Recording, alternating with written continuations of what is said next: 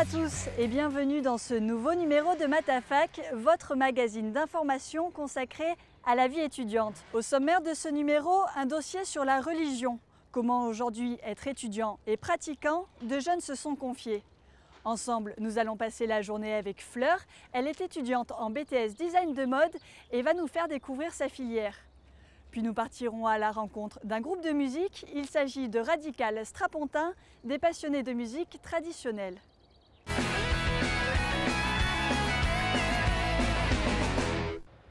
Les jeunes représentent près d'un cinquième des décès sur la route. Ils forment donc une cible prioritaire pour la sécurité routière. Ce mois-ci, une journée de prévention était organisée sur le site de Gramont. Voyez ce reportage de Vivien Charrère et Julien Bernier. Place Plumereau, à l'heure où les bars ferment leurs devantures. Karine et Cindy ont passé la soirée ensemble. Pour rentrer chez elles, les deux jeunes femmes se sont organisées. C'est Cindy qui conduit. Pour le retour, il y a toujours un capitaine, hein, donc c'est moi. Moi, je bois que les week-ends finalement. J'ai besoin de savoir que je peux compter sur mes amis et rentrer entier. Tous les jeunes adultes ne suivent pas ce principe et prennent le volant alcoolisés ou fatigués. Depuis une dizaine d'années, le nombre des 18-24 ans qui meurent en voiture diminue, mais en 2011, il représentait encore 20% des tués sur les routes. Consciente de ce problème, l'université organise plusieurs fois par an des séances de prévention. Ce jour-là, à Gramont, c'est un accident de deux roues qui est simulé. Dans le rôle de la victime, une étudiante qui a chuté de son scooter. Intervenir sur des jeunes accidentés, une opération toujours délicate pour les pompiers. À partir du moment où on intervient sur des jeunes, on est toujours plus touché parce que c'est justement des jeunes personnes qui ont normalement toute la vie devant eux. Pour la sécurité routière, les étudiants restent ainsi une cible prioritaire à responsabiliser. Les jeunes gens en général ont un niveau de conscience, pensent qu'ils ont toute la vie devant eux, donc ils ne sont pas sensibilisés de la même manière ou du moins n'accordent pas aux événements la même importance. Côté public, le message de prudence semble être bien assimilé. Je trouve pas que la voiture ça sert à conduire comme un bourrin et à faire n'importe quoi. Pour moi, une voiture c'est fait pour se déplacer d'un endroit à un autre. Le SAM, on en entend assez parler, donc maintenant il y a un SAM par soirée. On est au-dessus de 0,5, on perd son permis directement, ça fait un peu mal d'avoir balancé 1000 € dans un permis et puis de l'avoir. Donc non, je conduis pas alcoolisé et pas vite non plus. Depuis le début de l'année, les accidents en Indre-et-Loire ont chuté en raison de la neige, mais avec le retour des beaux jours, le nombre de morts devrait repartir à la hausse.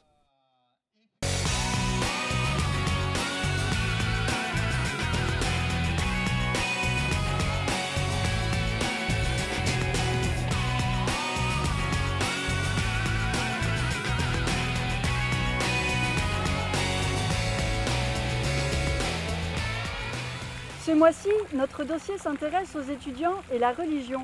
Marion, bonjour. Bonjour. Vous avez rencontré deux étudiants croyants. En effet, Maureen et Kader ont accepté de nous parler de leur foi. Dans ce reportage, ils nous expliquent comment leur religion les aide chaque jour dans leur vie étudiante. Tout de suite après, je vous retrouverai en compagnie de Jean-François Bourg. Il est responsable pour le diocèse de Tours des relations entre les catholiques et croyants d'autres religions. Il nous expliquera comment et dans quelles conditions l'entente est possible entre différentes croyances. La foi est pour Maureen une bonne raison de se lever tôt. La jeune fille est chrétienne évangélique et chaque matin, elle lit la Bible avant de partir en cours.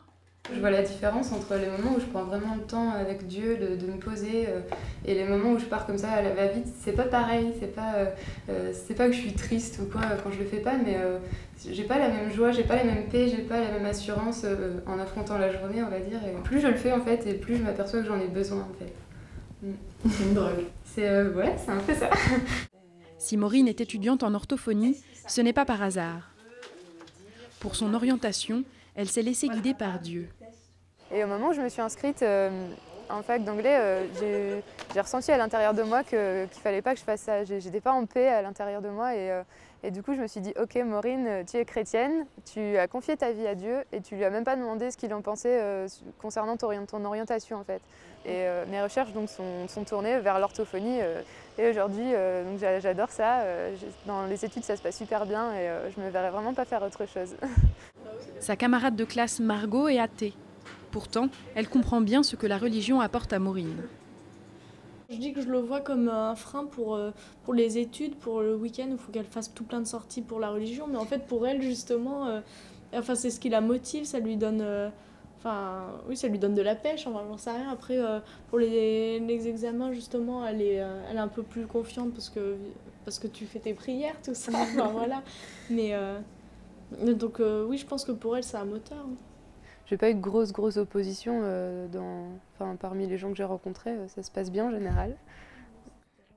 Maureen se rend près de 4 fois par semaine à l'église. Elle participe à des temps de prière, mais aussi à des réunions d'évangélisation.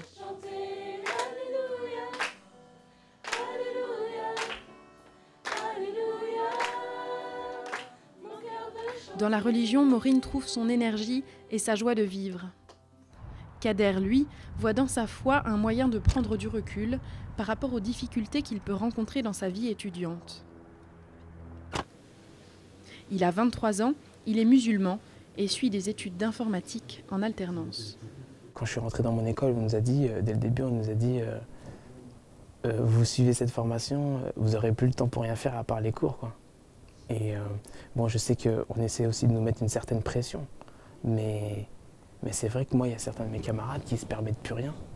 Et moi, justement, je prends le temps de faire des choses, de faire du sport, de voir mes amis, de me rendre à la mosquée, de me ressourcer, etc. Et justement, je pense que c'est la religion qui me permet d'avoir ce recul.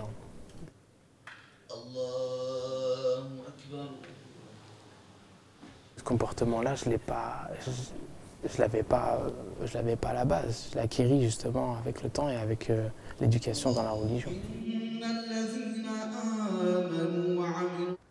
Ce changement, son ami d'enfance Anthony peut en témoigner. Nous, quand on était petits, on faisait un peu des petites conneries, quoi. Mais maintenant, depuis qu'il a évolué, il a grandi, il a mûri, dans sa religion et dans sa vie personnelle, et c'est vrai moi, ce que j'en retire, c'est qu'il s'est assagi et que maintenant, c'est vraiment quelqu'un de respectable. Ouais, je vais rougir. Non, c'est vrai, moi, j'ai rien à lui reprocher. Enfin, moi, je suis très fier de marcher à côté de quelqu'un comme lui. Plus qu'une ligne de conduite, la religion est pour Kader une ligne de vie. La religion, ça m'apporte une certaine sérénité, une certaine confiance en moi aussi. Dans la manière d'aborder les choses. Ça cadre ma vie. Pourquoi ? Un cadre contraignant que Kader respecte pourtant à la lettre. Chaque jour, il effectue ses 5 prières. Jean-François Bourg, bonjour. Bonjour. Merci d'avoir accepté notre invitation. Vous êtes, je le rappelle, chargé pour le diocèse de Tours des relations entre les catholiques et croyants d'autres religions. Tout à fait. Est-ce qu'on peut dire qu'il y a des religions qui s'entendent mieux que d'autres ? Il y a d'abord une relation entre les croyants. Il n'y a pas de monsieur catholicisme ou de monsieur islam ou de monsieur ou de madame judaïsme. C'est des croyants qui doivent se rencontrer. On risque toujours, en prenant cette espèce de termes, de concepts qui désignent une religion, de croire que la religion peut aller à la rencontre d'une autre religion, et ce n'est pas vrai. Si difficulté il y a, ce sera bien souvent au niveau de la relation interpersonnelle entre les croyants. Si facilité il y a, ce sera grâce aussi à tout ce qu'ils mettront comme personne, tout ce qu'ils mettront dans le projet de dialoguer, leur cœur, leur esprit, leur intelligence, leur pardon aussi. Est-ce qu'il existe beaucoup de couples mixtes qui unissent des personnes de religions différentes ? Actuellement, oui, un prêtre comme moi est amené quand même de plus en plus souvent à recevoir des couples, surtout où l'un est musulman, l'autre chrétien, homme, femme, voilà. Quelle est la principale difficulté pour ces couples mixtes ? La principale difficulté, souvent, elle arrive quand les enfants naissent. Quand on a une foi et qu'on la vit, on a envie de la transmettre. Et peut-être vont-ils faire un choix, justement, que de privilégier plutôt un patrimoine religieux plutôt que l'autre. Voilà, c'est un défi en tout cas. Et est-ce qu'il y a des conditions favorables à une entente au sein de ces couples ? Ce qui est important, d'abord, c'est qu'ils s'aiment. Et c'est ça quand même un couple. Et c'est le dialogue dans le couple lui-même qui va faire que les choses puissent avancer. J'ajouterai une troisième chose, c'est qu'il faut mettre Dieu dans la partie. Il nous apprend à faire attention, à donner de l'importance aux choses auxquelles il faut donner de l'importance. Et la communauté, une communauté, qu'elle soit chrétienne, qu'elle soit juive, qu'elle soit musulmane, la communauté vient aussi vous aider un couple, je pense, aussi à travailler sur ces difficultés. Jean-François Bourg, merci. Merci à vous.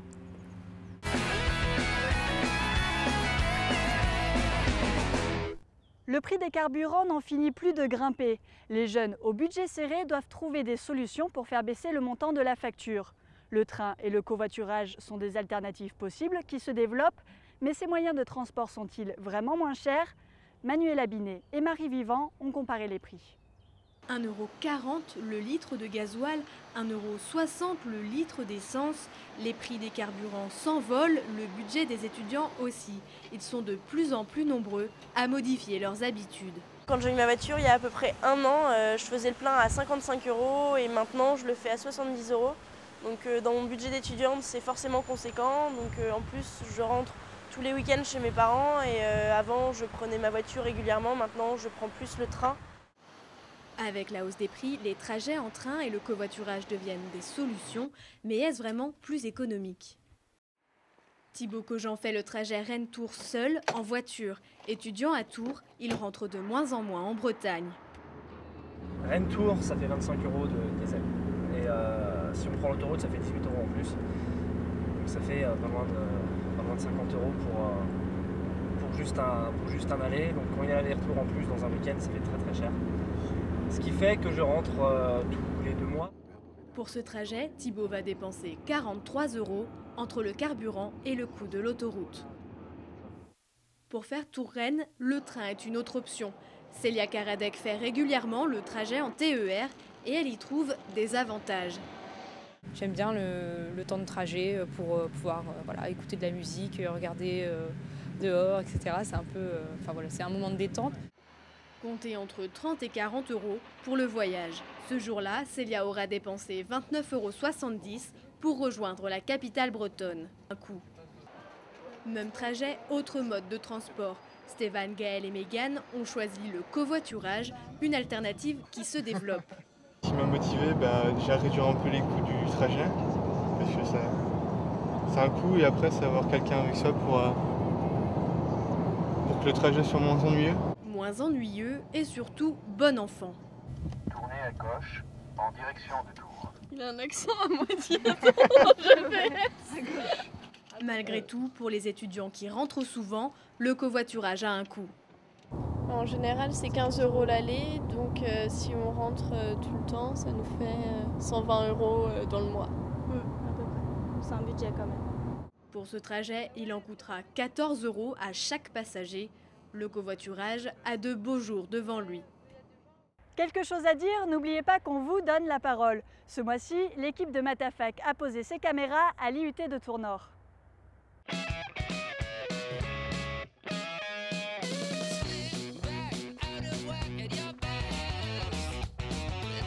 En ce qui concerne les recherches d'emploi, c'est pas évident parce que, par exemple, pour le Crous, on nous offre plusieurs possibilités d'emploi, mais au final, rien n'aboutit. Donc, les étudiants sont, moi personnellement, en tout cas, je suis pas très satisfait.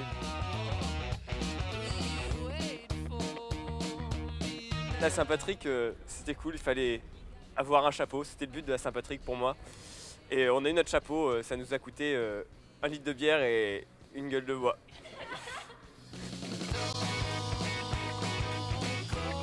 Le téléphone pleure, non ne raccroche pas. Je suis si près de toi avec ma voix.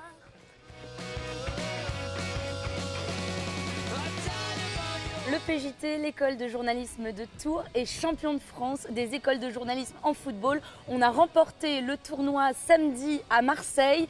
Le PJT est champion, les supporters étaient là, j'ai plus de voix. IUT de Touraine, c'est nous les vrais vainqueurs. On passe à présent à notre rubrique Une journée avec. Vous connaissez le principe, il s'agit de découvrir une formation à travers le regard d'un étudiant. Ce mois-ci, Vivien Charrère a suivi Fleur Durand. Après une année de remise à niveau en arts appliqués, cette Caennaise est aujourd'hui étudiante en BTS Design de mode au lycée Choiseul. Une formation qui allie cours théoriques et cours pratiques. Un reportage réalisé avec Lou Cricorian. Fleur Durand est une privilégiée.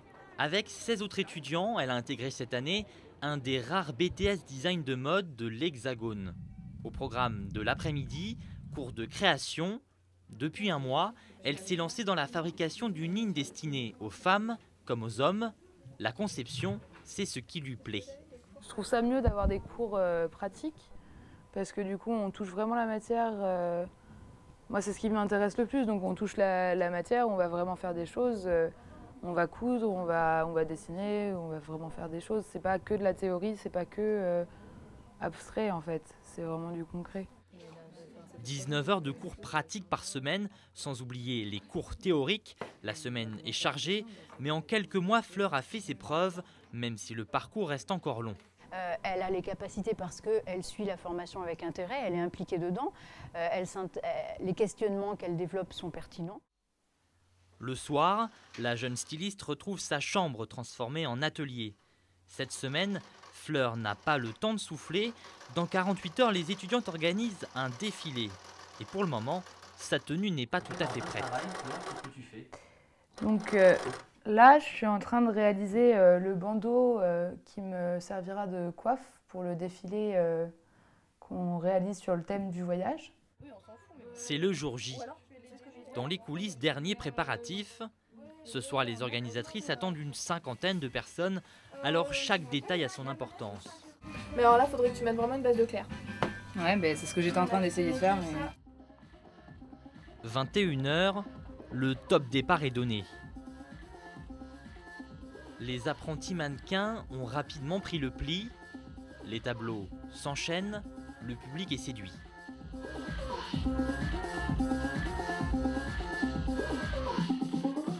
Puis vient le tour de Fleur. Sur le podium, le regard est soutenu, la démarche est assurée. À la sortie, premières impressions. Ça m'a fait plaisir, mais là, il y a la pression qui redescend, donc on va décompresser après. Voilà. Bilan 100% positif pour ce premier défilé, qui ne sera sûrement pas le dernier. Dans un an, à l'issue de son BTS, Fleur se spécialisera dans la maroquinerie, avant de travailler, peut-être un jour, pour les plus grands noms de la mode. Ajouter des notes de rock'n'roll à l'ère des musiques traditionnelles, c'est l'originalité du groupe Radical Strapontin. Ces musiciens ont choisi de faire découvrir ou redécouvrir un patrimoine culturel qui souffre de préjugés. Un reportage de Marie Vivant et Vivien Charrère.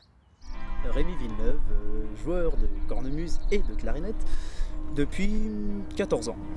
Moi c'est Pierre-Yves Clément et je fais du clavier depuis une quinzaine d'années. Louis-Jacques, 24 ans, je joue de la cornemuse depuis une douzaine d'années. 3 musiciens unis par une même passion, la musique traditionnelle. Ensemble, ils forment le groupe Radical Strapontin.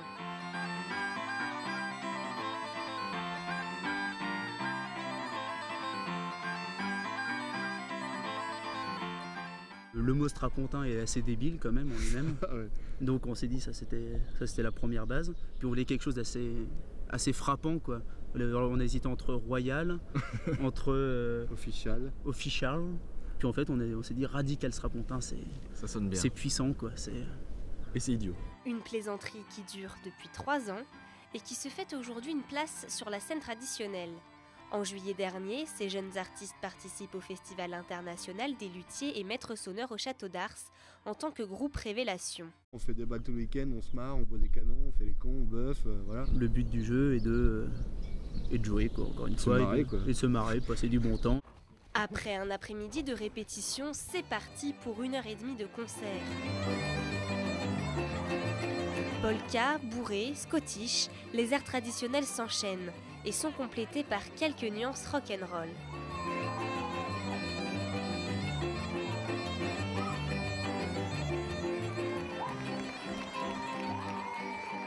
C'est génial parce que c'est un groupe qui change, qui utilise la musique trad et qu'on fait autre chose avec des instruments trad, mais aussi des nouveaux rythmes. C'est vitaminé, c'est dynamique. D'habitude, je ne change pas de t-shirt. Là, j'en ai changé 4 de la soirée.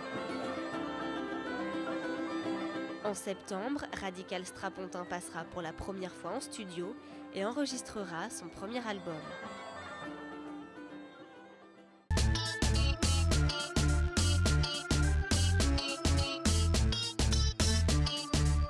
Faire des économies, c'est bien. En profiter pour être solidaire, c'est mieux. Voici nos bons plans pour manger sainement et s'habiller, proposés par Antonin Lebris.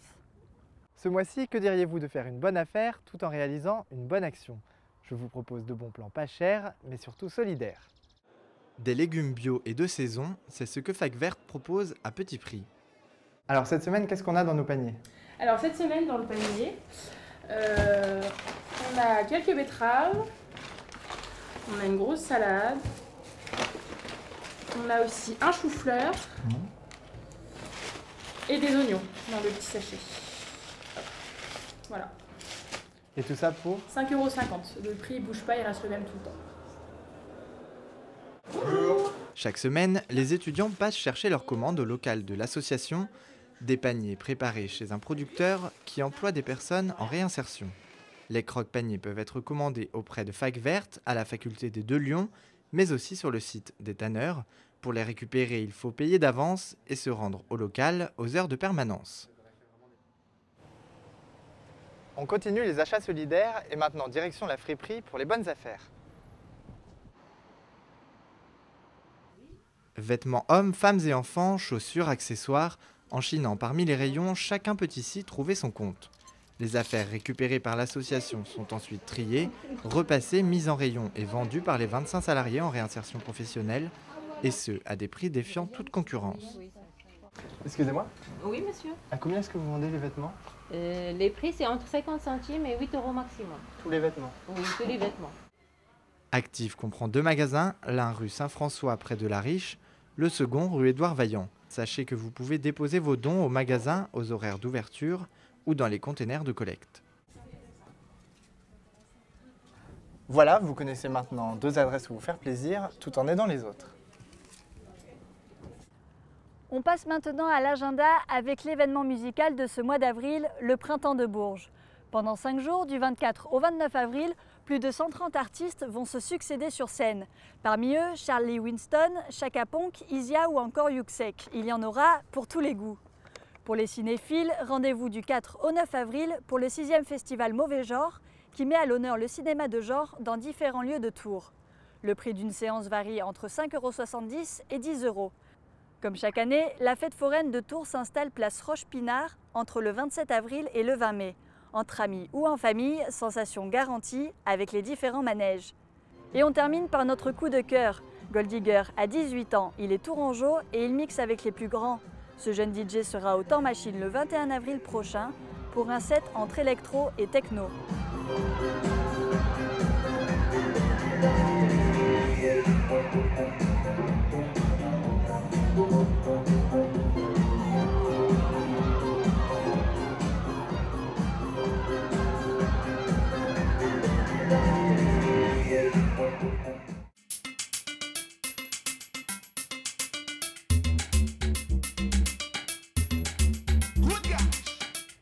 C'est la fin de ce numéro de Matafac. Merci à tous de l'avoir suivi. Vous pouvez voir ou revoir cette émission sur notre page Facebook Matafac 2012. À très bientôt sur TV Tours.